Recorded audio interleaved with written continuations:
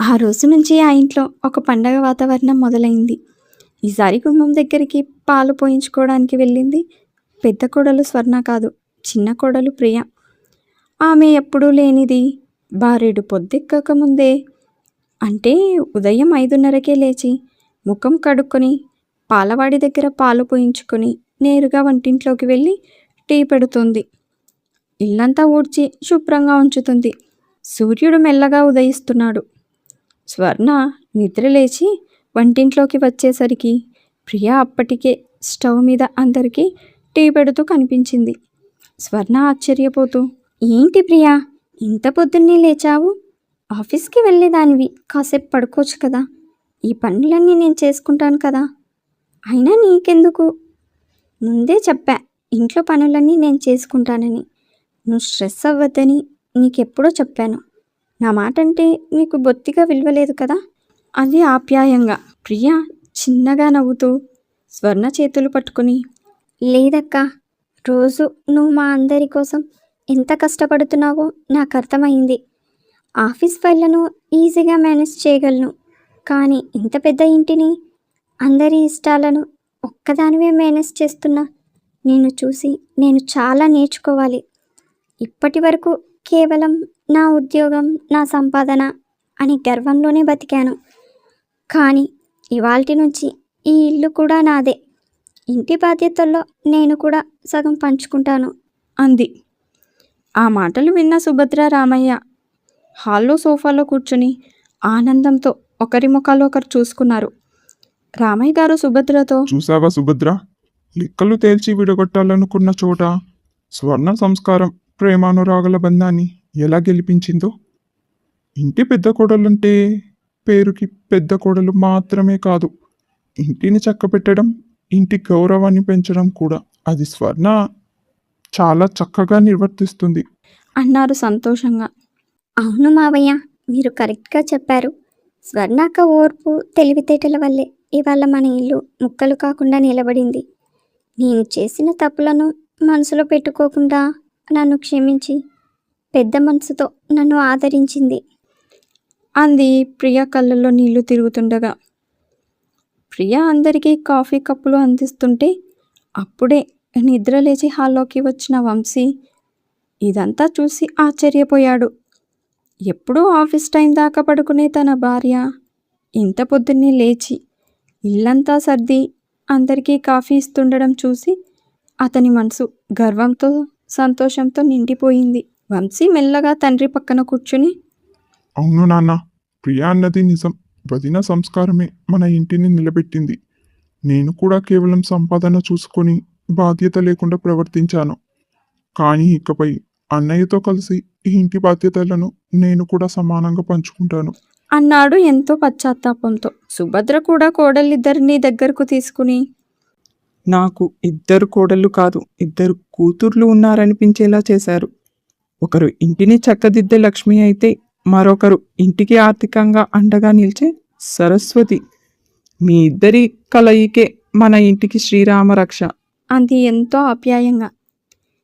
ఇలా అందరూ ఆనందంలో మునిగిపోయి ఇల్లంతా ఒక పండగలా మారిన ఆ క్షణంలో గుమ్మం ముందు ఒక టాక్సీ వచ్చి ఆగింది. అందులోంచి ఒక అమ్మాయి లగేజ్ బ్యాగ్లతో దిగింది. ఆమె మరెవరో కాదు, సుభద్ర మేనకోడలు అనన్య. అనన్య నవ్వుకుంటూ లోపలికి వచ్చింది. అత్తయ్య అంటూ సుభద్రను కౌగిలించుకుంది. సుభద్ర తన మేనకోడల్ని చూసి ఎంతో సంతోషపడింది. రామ్ అనన్య, ఇంతకాలానికి వచ్చావు. అసలు చెప్పకుండా ఇలా సర్ప్రైజ్ ఇచ్చావేంటి? అక్కడ అందరూ ఎలా ఉన్నారు అని అంది ఆప్యాయంగా. అనన్య పైకి నవ్వుతూ, అదేంటత్తయ్య, స్వర్ణక్క అంత పెద్ద రైటర్ అయిందని తెలిసి నేను రాకుండా ఎలా ఊరుకుంటాననుకున్నావు? మిమ్మల్ని అందరినీ చూసిపోదామని వచ్చాను. అయినా అక్కడ అందరూ బాగానే ఉన్నారు. నువ్వేంటి అంత చిక్కిపోయావు? మావయ్య నిన్ను సరిగ్గా చూసుకోవడం లేదా అని అంటుంది అనన్య. ఎలా ఉన్నావు అనన్య? నిన్ను చూసి చాలా రోజులైంది. అయినా నువ్వేం మారలేదు తెలుసా, అలాగే చిన్నపిల్లలా ఉన్నావు. అక్క, ఇంత స్టైల్గా అందంగా ఉంటే నన్ను ఇంకా చిన్నపిల్ల అంటావు.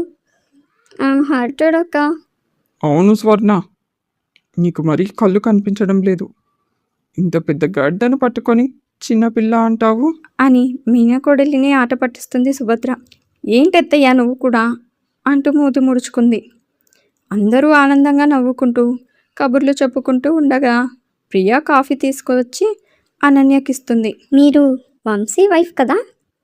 సారీ, నేను మీ మ్యారేజ్కి రాలేదు, అందుకే మిమ్మల్ని గుర్తుపట్టలేదు. అంటూ కాఫీ కప్ తీసుకుంది అనన్య.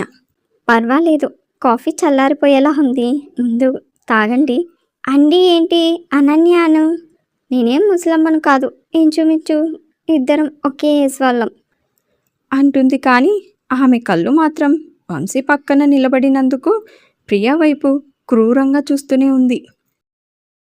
రూమ్లో వంశీ ఆఫీస్ నుండి వచ్చి ఫ్రెష్ అయ్యి ఫోన్ చూసుకుంటూ ఉన్నాడు. అదే టైంలో అనన్య రూమ్లోకి వచ్చి, బావా నువ్వేంటి నన్ను అస్సలు పలకరించలేదు? ఇంట్లోకి పెళ్ళాం రాగానే ఈ మరిదల్ని మర్చిపోయావా? వంశీ ఫోన్ పక్కన పెట్టి కాస్త ఇబ్బందిగా మొహం పెడుతూ, అదేం లేదన్నయ్య, నువ్వు సడన్గా వచ్చేసరికి ఆశ్చర్యపోయాను అంతే. అయినా నిన్నెందుకు మర్చిపోతాను? అనన్య వంశీకి కాస్త దగ్గరగా జరిగి, ఎందుకు గుర్తుంటాను? నన్ను కాదని, నా ప్రేమ వద్దని అంత గట్టిగా రిజెక్ట్ చేసి మరి ఆ ప్రియను పెళ్లి చేసుకున్నావు కదా. ఎలా ఉంది నీ మ్యారేజ్ లైఫ్? చూస్తుంటే ఇద్దరు చాలా హ్యాపీగా ఎంజాయ్ చేస్తున్నట్టున్నారు. కొత్తగా పెళ్ళయింది కదా, అలానే ఉంటారులే. వంశీ గతాన్ని గుర్తు చేసుకుని కాస్త అసౌకర్యంగా ఫీల్ అవుతూ, అనన్య, గడిచిపోయిన విషయాల గురించి ఇప్పుడు మాట్లాడడం అనవసరం. నా మ్యారేజ్ లైఫ్ చాలా బాగుంది. ప్రియ చాలా మంచిది, తను నన్ను చాలా బాగా చూసుకుంటోంది. అనన్య ఆ మాటలు విని మనసులో మండిపడుతూ పైకి నవ్వుతూ నటిస్తూ, ఓహో అవునా, చాలా మంచిదా? చూద్దాం బావా, తనెంత మంచిదో, నీ మీద తనకెంత ప్రేమ ఉందో త్వరలోనే తేలిపోతుందిలే. అయినా ఏం పర్లేదు, నేను వచ్చానుగా, ఇక అంతా నేను చూసుకుంటానులే. ఈ ఇంట్లో ఈ హ్యాపీనెస్ ఎంతకాలం ఉంటుందో నేను కూడా చూస్తాను. వంశీ ఆమె మాటల వెనుక ఉన్న అర్థం తెలియక, నువ్వు దేని గురించి మాట్లాడుతున్నావు అనన్య?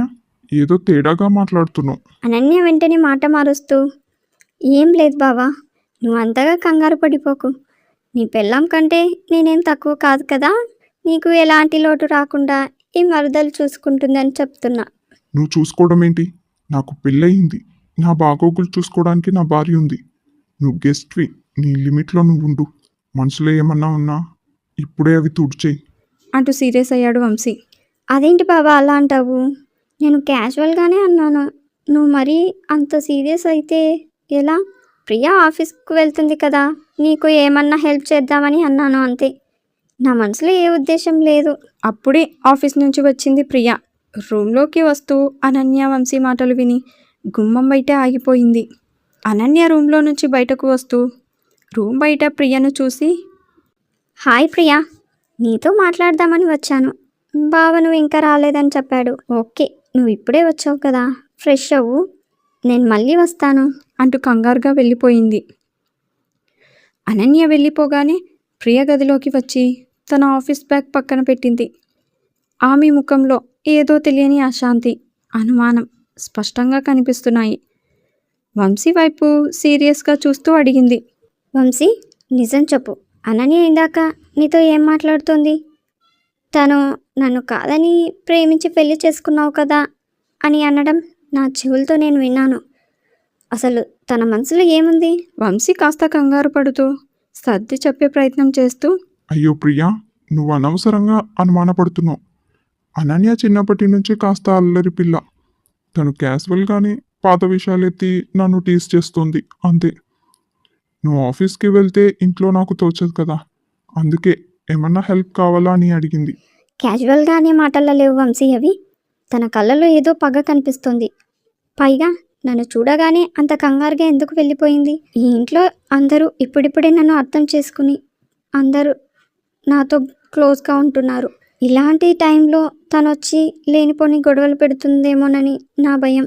వంశీ ప్రియ చేతులు పట్టుకొని ధైర్యం చెప్తూ, నువ్వేం భయపడకు ప్రియా, ఈ ఇంట్లో నీ స్థానం ఏంటో నిన్నే అందరికీ తెలిసింది.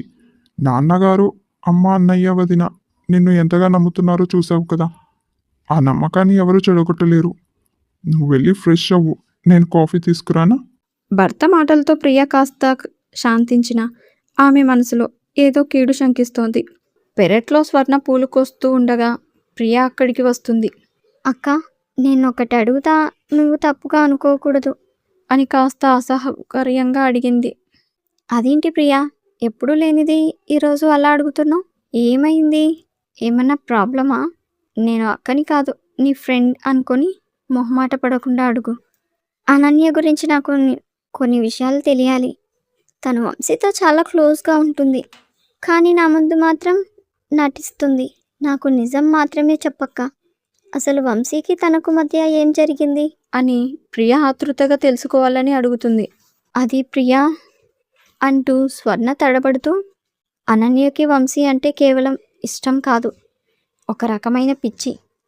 వంశీ నిన్ను ప్రేమించకముందు అనన్య అతన్ని పెళ్లి చేసుకోవాలని చాలా రకాలుగా ఒత్తిడి తెచ్చింది.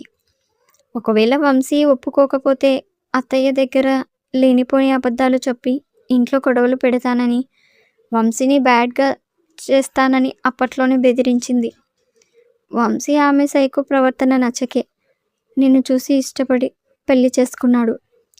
తను బ్లాక్మెయిల్ చేసింది కూడా ఇంట్లో ఎవరికీ తెలియదు. వంశీ కూడా నేను బాధ పెట్టడం ఇష్టం లేక నీతో చెప్పలేదనుకుంటా. వంశీకి తనంటే ఇష్టం లేదు, నువ్వు అంతగా భయపడాల్సిన పని కూడా లేదు. స్వర్ణప్రియ మాట్లాడుకోవడం అనన్య దొంగచాటుగా నిలబడి వింటూ ఉంది. మీరు నన్ను చాలా తక్కువ అంచనా వేశారు ప్రియా. నేను వంశీ లైఫ్లో నుండి, ఈ ఇంట్లో నుండి పర్మనెంట్గా పంపించేస్తా. Wait and ready to leave this home. Ananya పక్కపడితే పాము కంటే ఎక్కువే. ప్రియని వంశీని దూరం చేయడానికి అనన్య ఏం చేస్తుంది? ప్రియ రాబోయే కష్టాన్ని ఎలా ఎదుర్కొంటుంది? తెలుసుకోవాలంటే ఈ వీడియోని లైక్ చేసి ఛానల్ను సబ్స్క్రైబ్ చేసుకోండి.